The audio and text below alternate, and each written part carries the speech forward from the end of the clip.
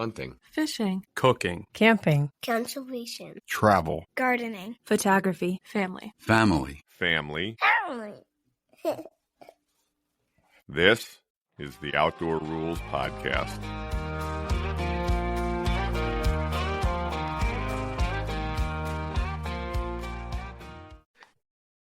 Hi, everybody, and welcome to another episode of the Outdoor Rules Podcast. If you listened last week, you'll know that what we did was replayed one of my absolute all-time favorite episodes, an episode that we called Unscheduled Landings, which was kind of an episode about mishaps. And if you didn't listen, I would suggest going back and listening, although it's not really a prerequisite to the conversation that we're going to have today, but it does tie in.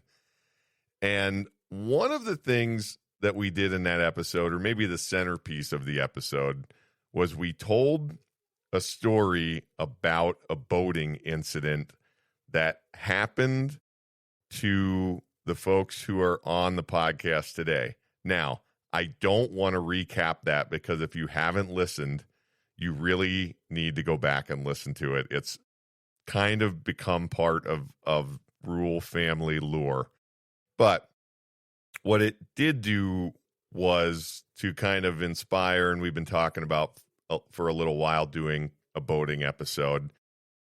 And so I want to get into that. But before we start, the way that we record these episodes is through an application called Riverside. And Riverside, if you're familiar with like Zoom or anything else, Riverside, when I'm recording, shows me if I'm connected with somebody through the internet, it shows me the name that person has entered into their name tag. And so I'm I'm looking at it.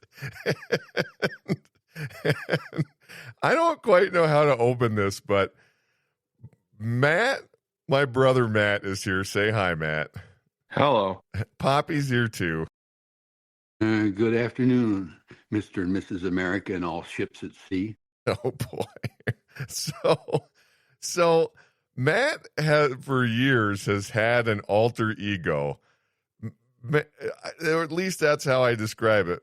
Matt, talk about your AKA, your alter ego, and where did it come from? Well, I don't know where it came from, actually. I just came up with it one day.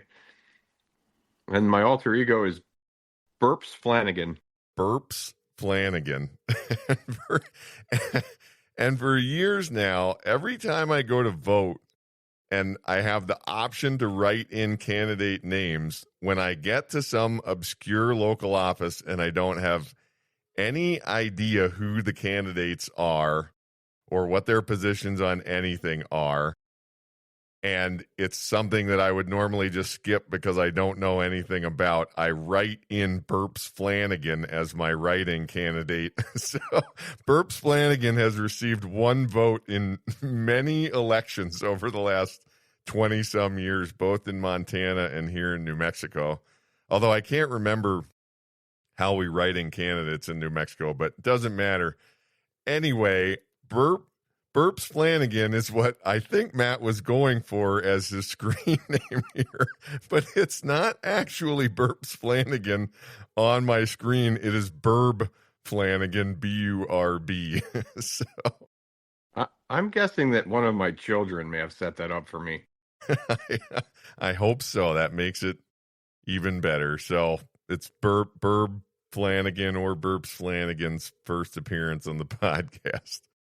So I probably have more votes than most people do.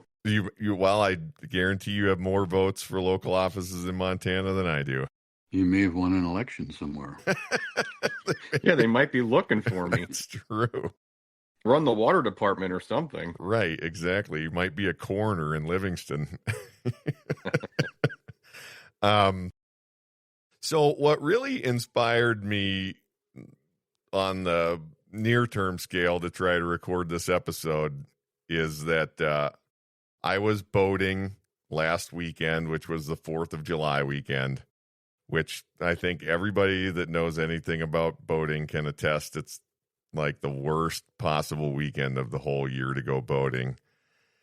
And I'm not going to name the lake where I was because of some things I want to talk about, but I had a couple of incidents, including one where I emphatically asked some folks to obey the rules. But what I kind of wanted to talk about, or the seed of the idea, is just, I think we're going to call today's episode Bad Boating Behavior. But we won't just kind of cover the bad boating behavior that we observe. I think we'll also tell some funny stories about dumb things that we've done ourselves. And I want to start by, I'll get into what led me to emphatically asking those folks to observe the rules last weekend. But I wanted to start with something, Matt. What is your sort of recollection about boating as a kid and our dad and any conflict that you can remember sort of in general?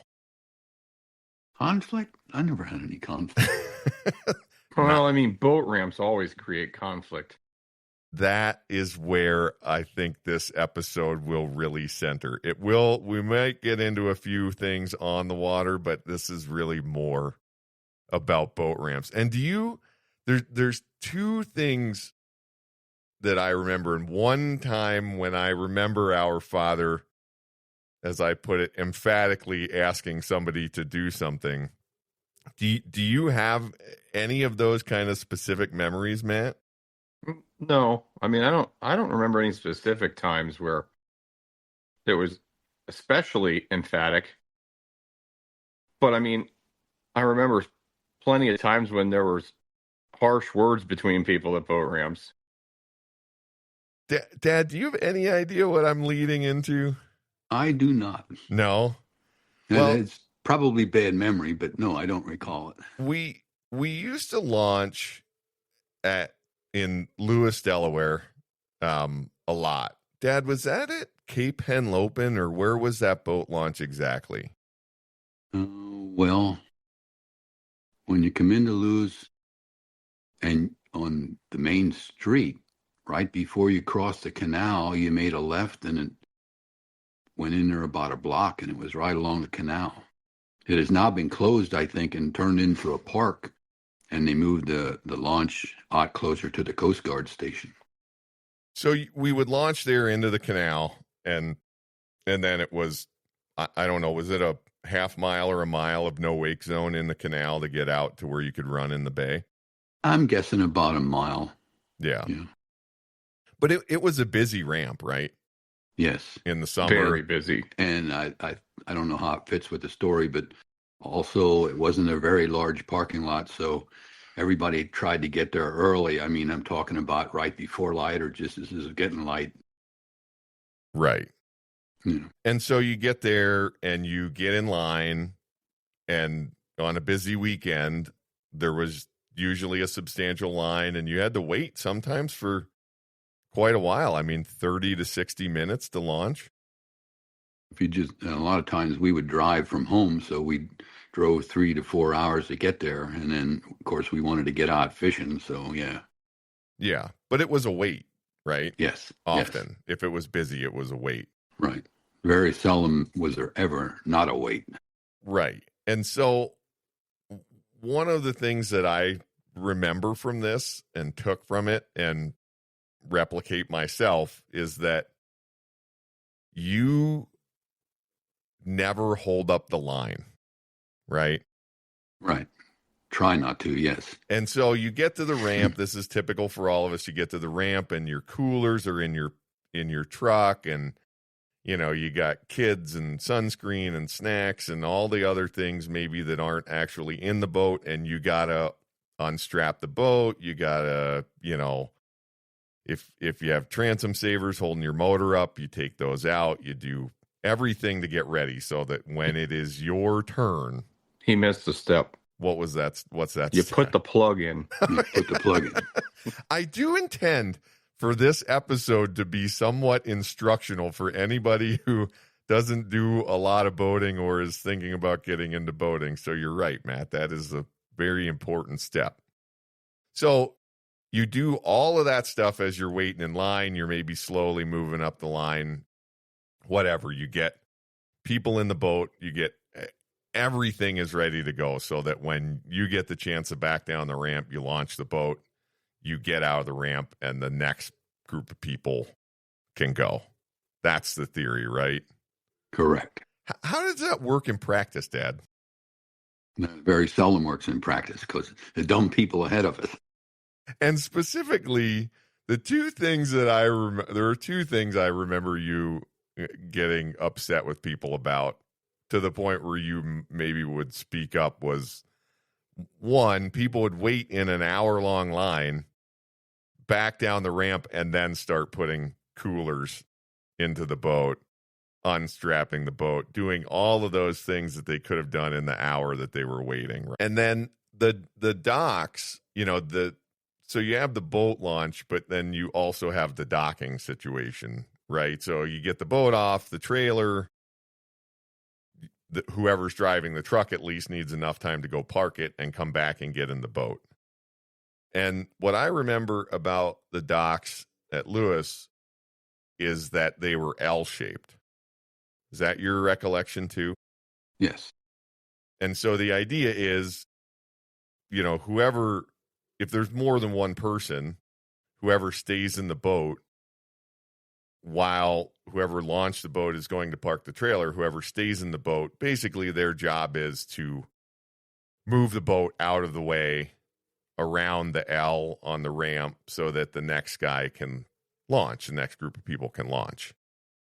And I have a very specific memory of one time when that did not go to plan because somebody would not move and you were not very happy about it, Dad. I have no recollection, but I don't doubt you. I think I would call it a yelling match. And I don't want people to take the wrong impression from this because in my whole life I can only remember a very few incidents of that kind of direct conflict between you and somebody else, somebody that you didn't know. But boy, that time, those folks, absolutely. I think you politely asked them, hey, could you move your boat around to the outside of the L? So that's really what I'm getting at is you move to the outside of the L where you're not in the launch area anymore. Basically boating etiquette. Yeah, it's basic boating etiquette. Yes. I think this will sort of come into play in a lot of elements of this, though. It's almost beyond basic boating etiquette. I mean, it is, but it's beyond that in the terms of it's really basic common sense, right? Oh, yes. Yes. Like even for your own good, the thing that we talked about at the beginning there, like if you're going to wait in an hour-long line, why do you want to take 5 to 10 more minutes to put your stuff in the boat? You've already waited in an hour-long line. It's not only does it hurting everybody else, it's hurting you too. Now, in the situation of those L-shaped docks, maybe it's not hurting everybody else because your boat's in the water and the heck with everybody else, but it really is just maybe common courtesy more than common sense. Like, oh, people can't launch their boat because I've got this all backed up. And all that case was a matter of somebody not wanting to untie their boat from the cleat that it was on and, pull it around the outside of the dock. And boy, you were not having that day, Dad.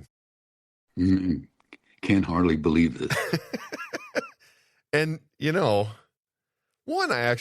it happens so rarely that that's why I remember it. And I almost feel like it was a positive memory for me. I don't know why that is, but I do. So I don't know anything else in that vein, sort of about those olden days down loose? Well, I think probably, I don't remember it, but probably a general thing that I find at Lamps is that there's a difference between fishermen and pleasure boaters. In that situation, we're fishermen, we're getting there, we want to get out on the water, get going, and the pleasure boaters aren't in as much of a hurry to get out there usually as we are. Yeah, I think that's true to a degree, but boy, I see a lot of the same behavior from fishermen too. I mean, and maybe, I don't know, maybe it really does just come down to experience. I would put us like in the upper tier of the recreational boating. I mean, and I'm saying recreational boating, I'm including angling as a recreation activity. You know, like, we're not professionals. We don't do everything right. Not every docking that we do is perfect. Sometimes we screw up trailering a little bit or something. You know, so that very top tier of people are like fishing guides and watermen and people that make a living doing stuff with boats, you know, or maybe that just have tons and tons of experience. And, you know, then there's like the recreational class, the rest of us, and we're pretty good boaters, I think, you know, not quite professionals, but up I think there. that's accurate. I mean, we have done it that many times, have the experience, and the people that don't do it nearly as much sometimes don't think about that. Yeah. What got my day going the other week was not actually on the 4th. It was the next day. It was Sunday. I went early and launched smooth, no problem. You know, it did start a little rough because Emmett got sick the night before, so he was up throwing up. Caitlin and the boys decided they weren't going to go. One of the things I love about my in-laws is, particularly my mother-in-law, she always wants to go fishing, and so I was like, well, let's go anyway, and we jumped in. We just had a couple hours to go. We got out on the lake, we were trolling, and we, like, I don't know, in 5 minutes, all of a sudden we had a double. We had 2 fish hooked, and I had the boat in neutral, so I'm still going forward, but as slow as I can to keep all the lines straight and everything. And the only other 2 people on the boat are both fighting fish, so I'm also trying to net. And this, like, one of the few other boats on the lake, also trolled right across my bow. I mean, like, right across me, to the point that I had to take the boat out of gear and turn so as not to run over all of his trolling lines and tangle all of our gear together. And I just, like, again, it's that, like, common courtesy, common sense thing. Like, why in the world would you do that? And Dad, that reminds me of one of your stories. I don't know if Matt was there or not, but you have a Great Lakes story about that, right? Time I was in Rochester with Dave. Yeah. Yeah. Were you there, Matt? I don't know. So yeah, we were trolling, and we had the side planers out, you know, with the lines clipped to them, and another much bigger boat approached us, and, like, I think Dave tried to steer away from it a little bit, but it came straight at us, and he had side planers out, and 2 side planers caught. He trolled so close to you that he tangled your side planers. Yes. So I guess in that case, I don't know, it could be either person's fault, but I think Dave was trying to get away from it, you know, and you can't turn real sharp, and he didn't seem to care at all, and it ripped off our side planer. Well, Dave started yelling at him. He's going to get him, he said. And the guy took off. He never saw him again. So. Oh, the guy pulled up his gear and took off because Dave was hollering, "I'm going to get you." Yeah. Yeah. It was my recollection of it. But I thought one of you guys were along with us. It wasn't just Dave and myself. I don't believe that I have ever been in a boat trolling side planers. This is like a contraption for any listeners that don't know what we're talking about. Side planers are like they're a device that pulls your line out away from the sides of the boat, so that if you're trolling a bunch of stuff, and when I say trolling, it's a fishing method where you're using the boat to pull your lures through the water, and side planers spread out from the sides of the boat. Are they on a rope, Dad? Yes. Yeah. They had a separate pole with well, we made them, and we had a separate pole, had some real heavy saltwater conventional reels on it, and like I think I have a big spool of 80 pond test stren that we held the side planer, and then of course we clipped, I think, 3 lines from the side planer to the boat. So we were throwing 3 lines out each side of the boat. Yeah. And when you're trolling like that, there's a couple of things that can really screw you up, and stopping is one of them. Yes. And crossing your own lines is another. And then probably the worst thing is crossing lines with other people in another boat, right? Yes, that just kind of disaster. Makes a lot of detanglements. Right. And so, like I'm saying, like what that guy did to me, you know, where I had to take the boat out of gear and stop and turn, those are both things that often will lead you to tangling your own lines, because the way you're fishing is you just intend to keep going. Even when you fight a fish, you try to slow down as much as you can, but you don't really want to stop, because stopping does bad things. So anyway, that happened, and that was an annoyance, but not like I didn't yell at the guy or anything. It wasn't worth it. But it was like, I mean, like you're talking about that story, you were on Lake Ontario, right? It's not like there's not plenty of room for boats in Lake Ontario. I mean, geez, how hard is it to stay away from each other? And this was the same thing. I was on a big lake, you know, with like 6 other people. So then I go to retrieve my boat. We only got to fish a couple hours because Caitlin was back at the house with the boys and we had to check out. And I got back to the ramp and I parked on the outside of the dock. And as I was parking, a boat that was a fishing guide, back down the ramp. And this ramp, if everybody really behaves properly, you can launch 3 boats wide in the ramp. And there's only a dock on one side. And, you know, so there's kind of not a lot of room, and you got to think about what you're doing. And if somebody launches in the middle and then parks their boat on the dock, that actually takes up 2 spots, because you can't get another boat in, you know, in between the middle spot and where the boat is tied onto the dock. It's not possible. So then you're left with just one kind of bad spot on the outside. And darn it, if this guy didn't at 9 o'clock in the morning come down, launch in the middle, immediately take the boat to the dock, and only then did his like clients start coming down and getting ready, he was in the dock for like 20 minutes.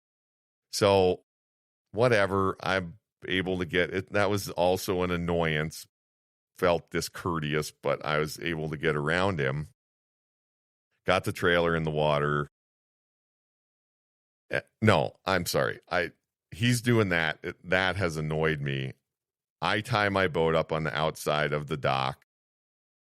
And then I turn around and I start walking up the ramp. And it's a pretty long walk up this ramp. I hear this boat, like on the lake, close to the dock, rev up. And I turn around and I look, and there is a gentleman who has just dropped 3 people off on the dock, presumably to use the restroom. And he is in the no wake zone, executing a high speed turn at full speed. Like he is at full throttle, and it is just creating this huge wake right next to the boat. And so as I'm looking at this, my boat is rocking back and forth, banging off the dock. as this guy speeds out who is in the no wake zone.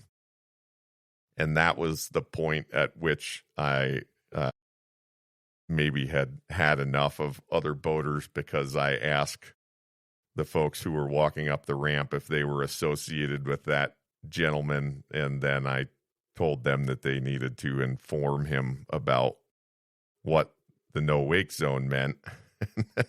So then I went and I got my boat, I got my trailer, got everything loaded up, was just about to start pulling up the ramp. The law enforcement officer came and parked at the top of the ramp. And then as these three people were returning down to the dock, the gentleman in the boat came back into the no wake zone again, absolutely 100% full speed. I reminded those folks again that it was no wake, and then I went up and I had a quick chat with the law enforcement officer at the top of the ramp. So I don't know how it turned out for him, but man, just like, and this is only like maybe 75 yards of no wake zone from the dock, and it is very, very clearly marked. And, you know, not only was my boat on the dock, that other pontoon boat was on the dock. And I just don't understand, like, what gets into people to do that.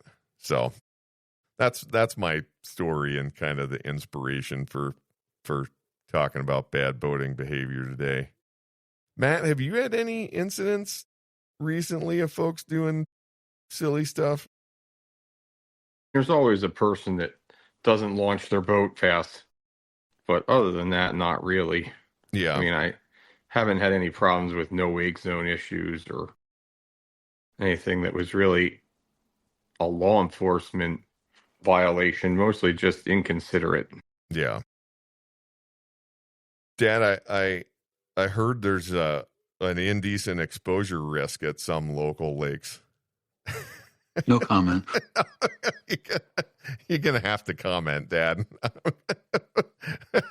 This is now moving more into the strange things that we've done. Doing like Michael did to start this.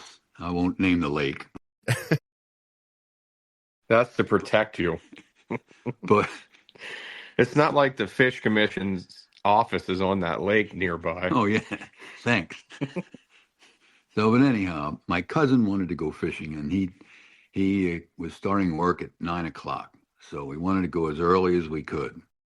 So I got to this lake at like 4:30 in the morning, and typically there was absolutely no one there. The road that goes right past there was nobody going on the road, or very few people. So, but anyhow, the way I launched my boat, now this is a 14-foot Lumacraft boat with just has a 10 horsepower in the back, but this lake is all electric. So I backed in, and I usually back in and stop and then let the boat float off the trailer. Well, the boat floated off the trailer, and the rope that was attached to the trailer and the boat split. So now the boat's there drifting. You mean broke? The rope? Yeah, it broke. You parted ways with the boat. Yeah. So I'm looking and I think, now what do I want to do? So making a quick decision, I decided I'm going in after it. So I basically took most of my clothes off, and then I thought, I don't want to have wet underwear all day, so I took all my clothes off. So I waded in and got the boat and got it back, and got my clothes back on pretty fast as soon as I dried. And no one went past the whole time. So, I mean, I'm not saying I wish that you had gotten arrested, but I do wish I had the newspaper clipping. Yeah. So, and I will. So you swam to the boat without a PFD on, right? I didn't have to swim. Oh, you just waded it didn't get that far. It was just it wasn't windy, and it wasn't going very fast, but it was slowly drifting away from where it was launched. Yeah, and I mean, I want to say, like, I do want to say, in all seriousness, be freaking careful out there. I mean, water, and especially cold water, is no joke, and it's real easy to look at a boat slowly drifting in the wind and think, oh, I can swim out to that thing, like, I'll be fine. And you're kind of one wind gust away from ending up farther away from the boat and the shore than you're capable of making it. So be careful with that stuff. Well, yeah, there was no swimming involved in this. I wouldn't have swam for it. Yeah, that's really good advice. Plus, if I would have put a life preserver on. Yeah. That would have been something. Yeah. Just a life preserver. Now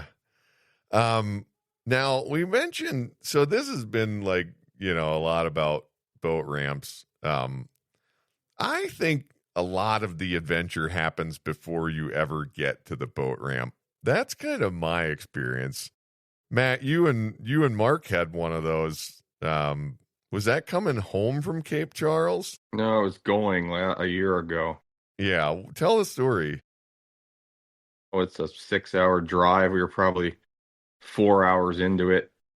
Before we had left the house, I looked at one of the boat trailer tires and thought, boy, that looks a little funny. And Mark said, yeah, it does look funny, but it'll be all right. Uh-huh. Something to that effect. We agreed it was going to be fine. So we're on a 4-lane highway doing 70, 75, and Mark was ahead of me. No, maybe I think I was leading.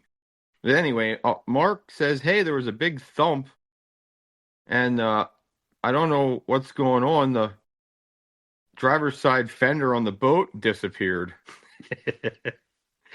So did we have a fender on that side or not when we started? So they were, so he passed me then, and sure enough, the fender was gone. And at high speed, you could see the tire looked a little unusual, but it wasn't real noticeable. Uh-huh. But I said, well, we better get off and check this. So when we got off the interstate, the about 2/3 of the tread had come loose on the tire. And when that happened, it ripped the fender off the boat trailer. Oh, man. And then, but the tire didn't pop, which is like amazing. Right. Because he probably would have wrecked had that happened. Yeah. And so we had a spare. So we changed tires and went on about our merry way and then got our tire replaced while we were down there. Yeah, that ends up being one of those stories that's like, could have been way worse. Well, I guess pretty much all the stories we'll tell probably could have been way worse, but that one was more or less just replace a tire, right? Yeah, that could have really been bad. And eventually the fender, because the fender was gone. Yeah, we did replace the fender. The fender we never found. Yeah, that was gone. I had a similar one. It's really hard, I think, for our family to talk about boating without talking about Dave Arnold a lot, because we boated with Dave Arnold so much, and we have not yet had him on the podcast. And I have a episode idea specifically for Dave. So I don't want to tell a lot of Dave stories just because, well, I mean, although there's a lot of them. Yeah, I know there's multiple episodes of Dave Arnold stories, but I don't know if you've listened a lot, you'll know so Dave, when we were kids, or from the time we were kids, Dave had this 1976 21-foot center console Starcraft. He bought it brand new in 1976, owned the boat from new. We fished on it a ton when we were kids. Long story short, I bought it from him, I don't know, 5 years ago or something now. So I have the boat. Dad hauled it out here for me. And I think we took it to test it out, Dad, or something. We took it to Abiquiu or somewhere, or Cochiti, and tested it out. And then the first time after you and Mom left from bringing it here for me, I got my whole family together, Caitlin, the boys, GT and Nisi, everybody loaded up 4:00 in the morning, headed to the lake. And we were going to Eagle Nest Lake, and so you have to go through a canyon of the Rio Grande between Espanola, New Mexico, and Taos, New Mexico. It's a tight canyon. There's a lot of places it's real hard to get off the road. Everything's going good, and Caitlin, because this is another thing I appreciate about Dad's training, is trying to pay close attention to things at all times. So like when we were kids, one of your jobs, if you were riding in the back of whatever vehicle was towing the boat. It was like, look back and look at the boat and the trailer and everything. And if something looks funny, say something. So Caitlin's used to me, asking about that kind of stuff. And so she was in the back of the car in an SUV, and we're like halfway through the canyon.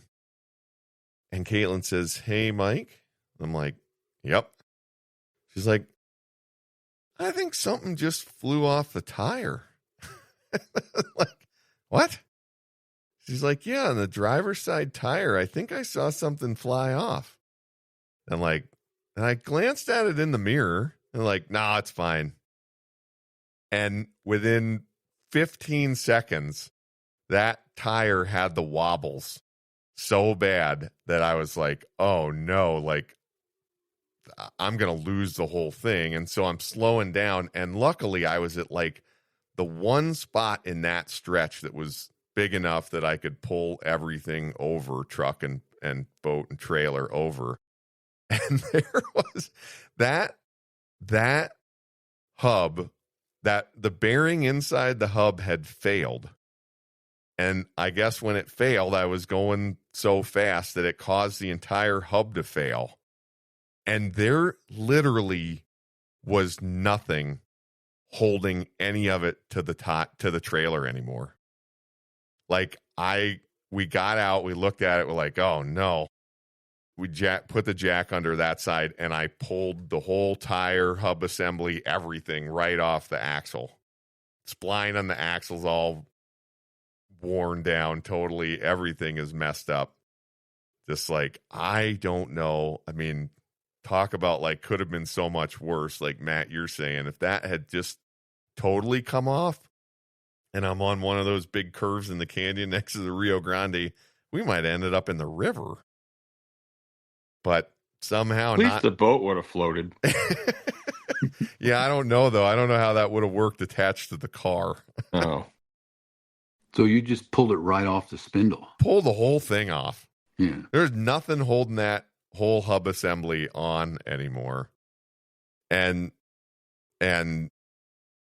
we didn't have any choice. We had to unhook the boat, obviously, and took everything with us, went home, and somehow by some miracle, I had all the parts, and the spindle was all messed up, but it still had enough grip in it or whatever that I was able to put a new hub and everything on it, put it back together on the side of the road there, and I managed to drag it home going like 40 miles an hour, terrified the whole time it was just going to fly apart.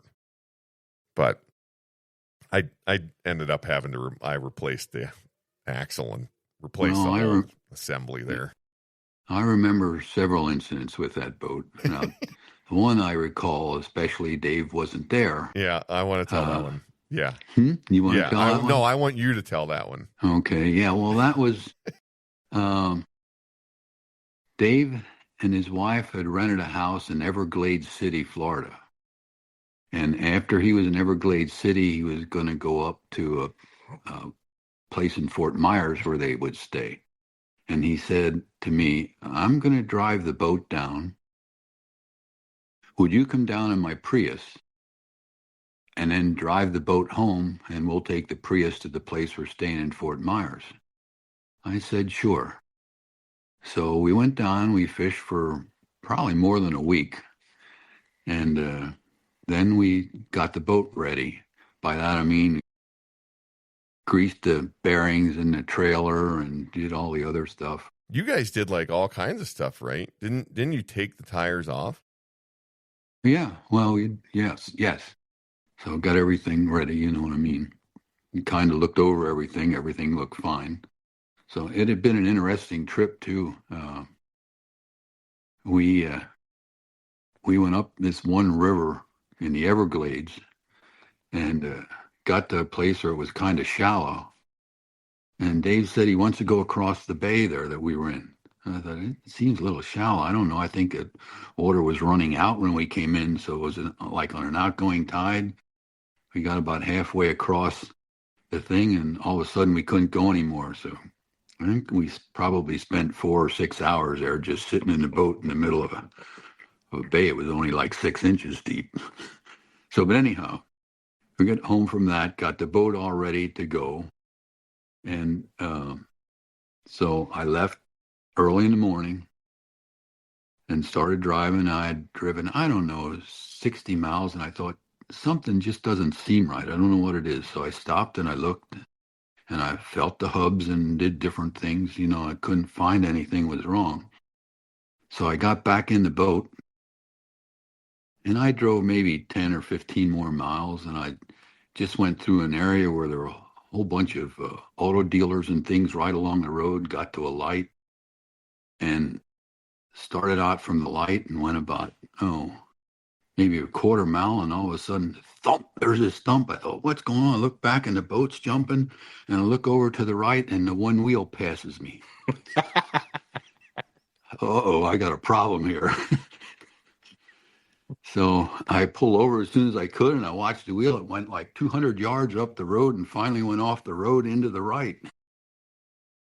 But luckily, if it would have been where all those car dealers were, that thing would have bounced over a bunch of cars and stuff. So I was lucky in that. It is. Yeah, it's really interesting driving a boat like that and seeing your wheel pass you. It is never good when you're trailering anything and any part of the trailer or the thing you're trailering passes you. that is. So what had happened? Well, evidently, one of us, I think it was Dave, of course.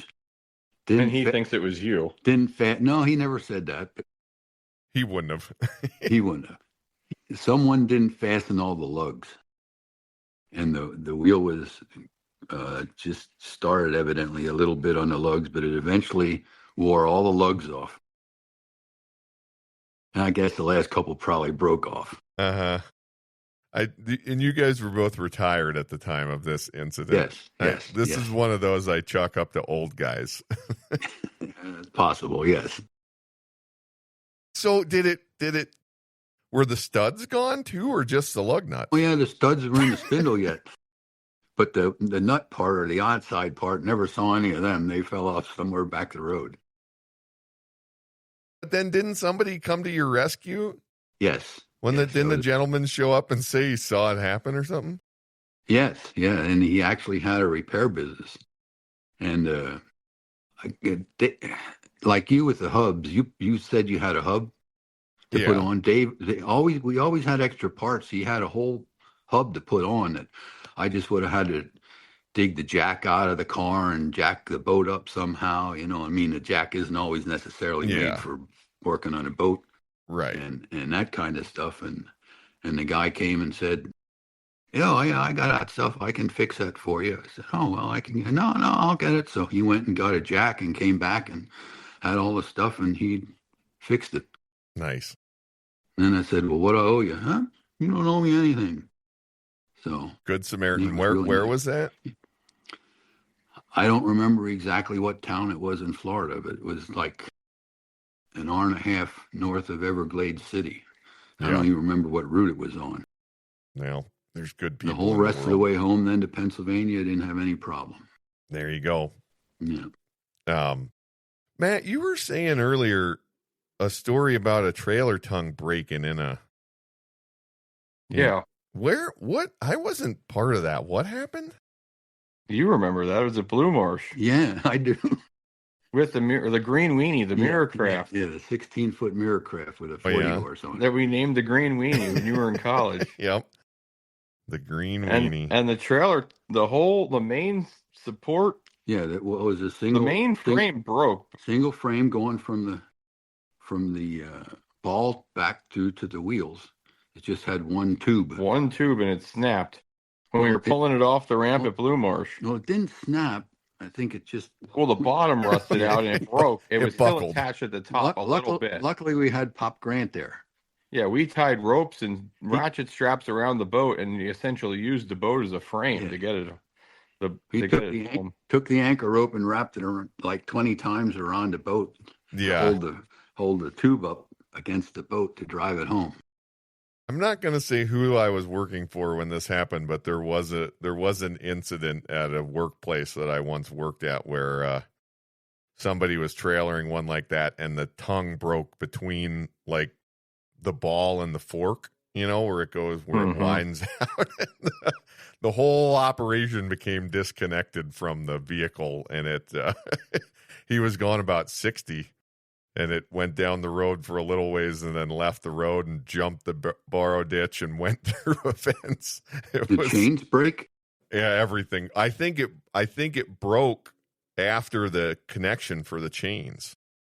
Like it was kind of like you're saying, like I think the chains and everything were still attached to the truck. The hitch part was still attached to the ball and the truck. It was that the tongue of the trailer itself broke. So. I wonder if it passed him. It didn't pass him from my recollection of the telling, but he said it was quite dramatic watching it jump up out of the borrow ditch and going through the fence. Yeah. Yeah. I mean, I got into the habit almost every time I stop, I'll feel the hubs. I will look over things. One of the reasons I did that, one time the Arnolds and us were going, I think, to North Carolina.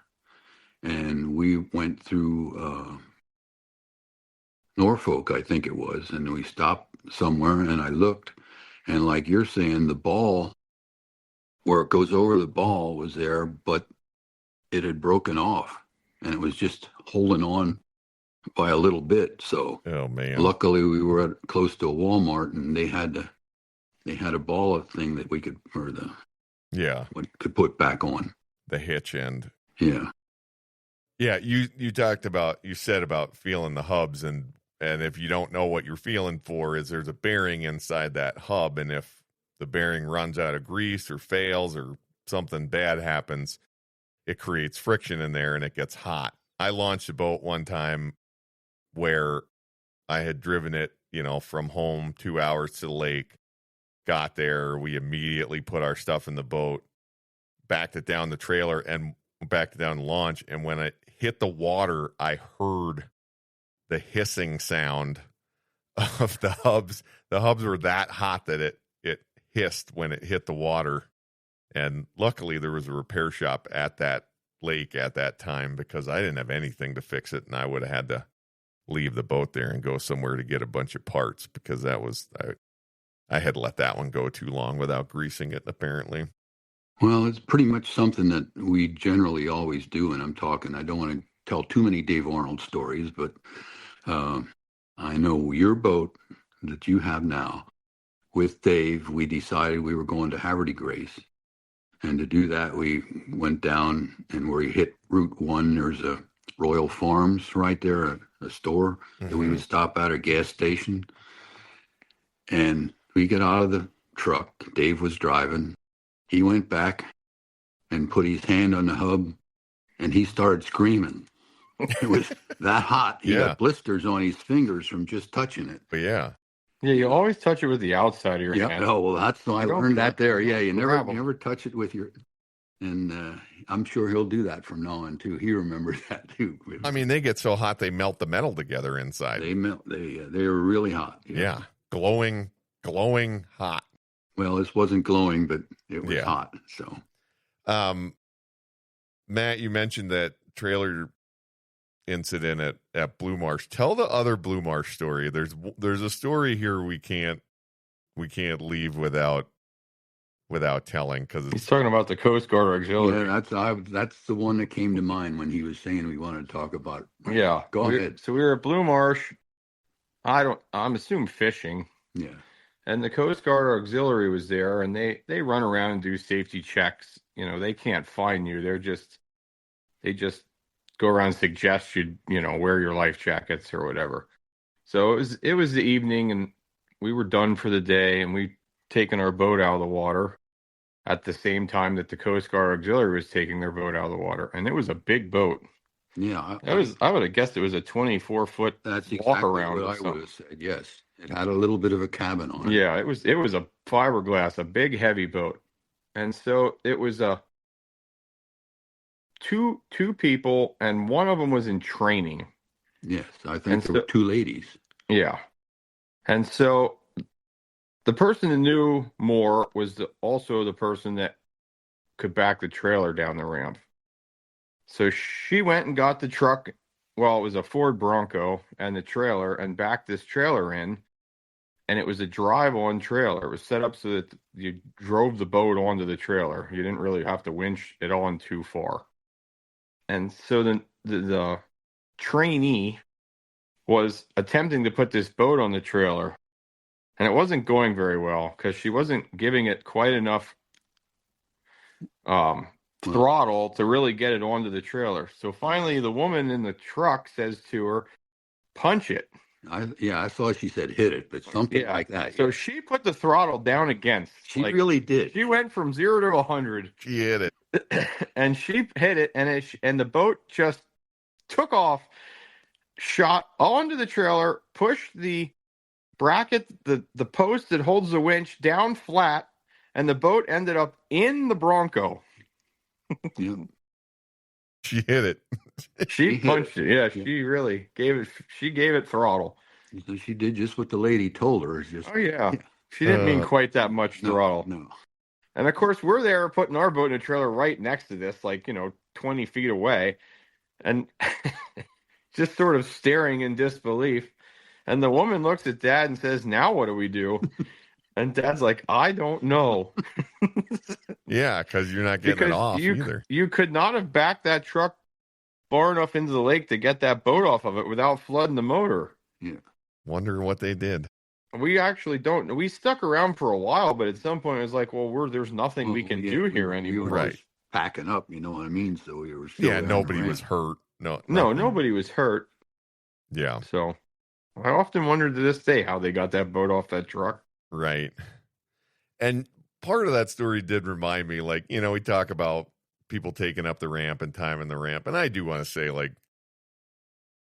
if it's somebody boating, fishing, whatever, by themselves, you got to give them a little bit more consideration. That's going to take longer. They have to launch the boat and then tie it up on the dock and come back and move their truck. And that just takes more. And then the same's kind of true, if you have one really experienced person and one inexperienced person. You don't want to, in that example, put a really inexperienced person in a situation that they don't know what they're doing and they're not comfortable, and it just ends up creating something dangerous. Because obviously that could have been quite dangerous. I mean, it was quite dangerous. It's just nobody got hurt. So yeah, I mean, had she been standing behind the truck between the truck and the trailer when that happened, it would have killed her. Yeah, she would have been totally smashed.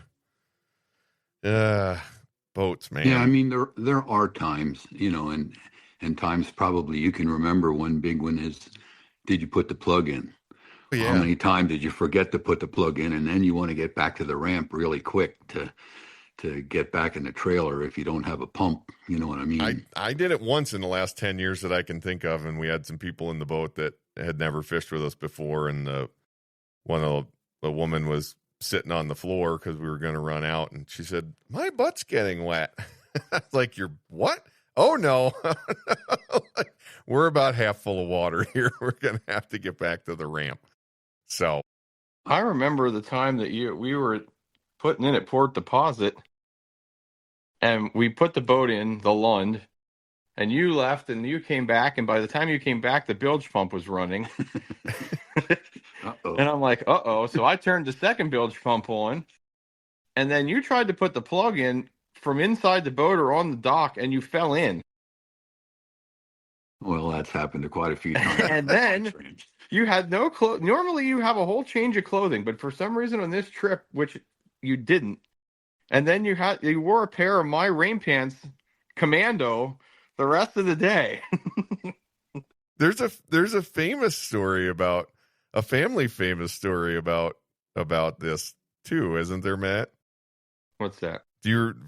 Another one from down in Delaware when we were out there. Dad went over the back. Dad needed to use the restroom, and so in order to do that, he was going to step over the back onto the actual the end of the gunnel where the motor is, and he said, "I'm going over the back." And nobody paid much attention to it because it wasn't that unusual. But he said, I'm going over the back. And then about 5 seconds later, there was a splash. Well, And first there was his sneakers squealing as they went down the sloped metal. It was like, reek, sploosh. And then we had to retrieve him from the ocean. From the Delaware Bay. Everybody was like, that's not what I thought you meant by going over the back. I thought you were just going to take a leak. That was very obvious from my point of view. Because all these heads came up over the back of the boat and looked at me like, what in the world are you doing? We thought he figuratively meant he was going to go over the back, but he literally did it. Well, boats are starting to think I spend too much time at boats. That's probably true. We probably all cooked our brains in the sun while on boats.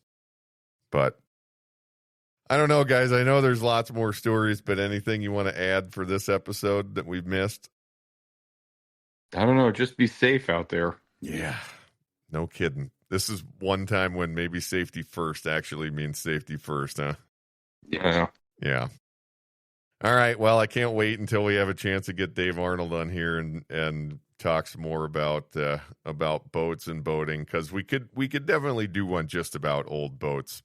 And I'm sure as soon as we stop recording here, we'll think of 25 more stories of dumb things that we did on boats that we could have told. So anyway, thanks guys for doing the episode. Okay, be safe out there. All right. Thanks, everybody, for listening. As always, you can find all the content on our website, www.outdoorrules.com. Hit us up on the socials at Outdoor Rules on Instagram, Facebook page over there, too. We will try to get this episode up on YouTube in a timely manner. We got a little bit of new merch. Rocking an Outdoor Rules podcast sweatshirt here. It says Outdoor Rules Podcast on the back. Hats, too. So if there's something you're interested in, send us an email, outdoorrules@gmail.com. All right. Thanks again, guys. Love you.